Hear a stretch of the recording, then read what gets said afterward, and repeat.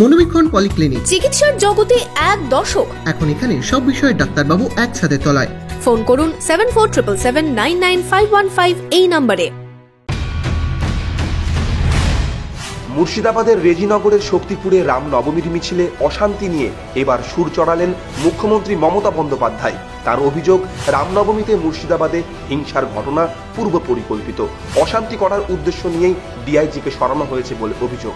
বৃহস্পতিবার উত্তর দিনাজপুরের ইসলামপুরে নির্বাচনী প্রচারে গিয়ে মুখ্যমন্ত্রী বলেন, রামনবমীর আগের দিন ডিআইজিকে সরানো হলো বিজেপিকে নাটক করতে দেওয়ার জন্য।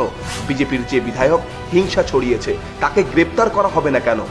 মুর্শিদাবাদের ঘটনা আমি যদি বলি পরিকল্পিত ঘটনা, পরশু দিনের ঘটনা ঘটিয়েছিল কারা? আমি চ্যালেঞ্জ করে বলছি বিজেপি। একই জায়গায় তারপরের দিন গিয়ে প্রথম অ্যাটাক করলো কারা?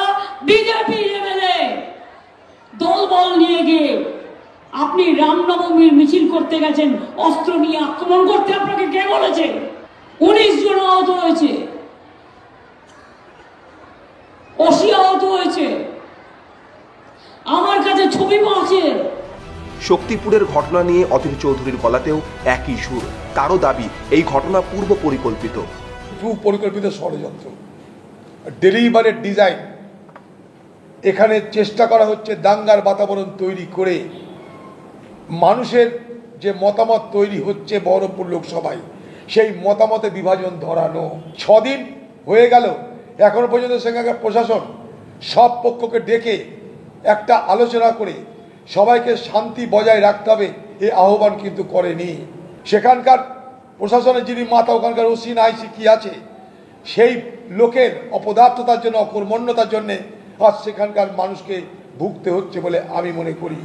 হচ্ছে গত 4-5 দিন ধরে বেলডাঙ্গায়, শক্তিপুরে এই ধরনের ঘটনা ঘটছিল, অভিযোগ আসছিল, কিছু ঘটনাও ঘটে।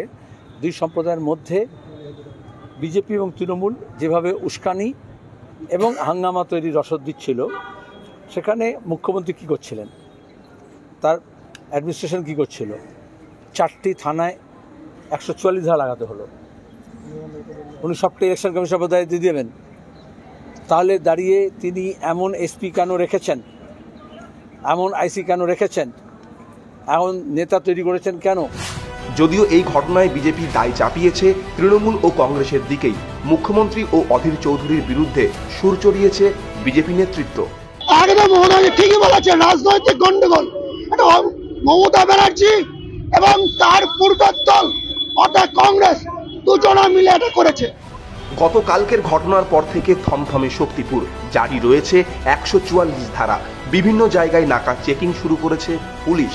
তবে ভোট যত এগিয়ে আসছে, শক্তিপুরের ঘটনাকে সামনে রেখে চড়ছে রাজনৈতিক পারদ। Bureau report, imagine community.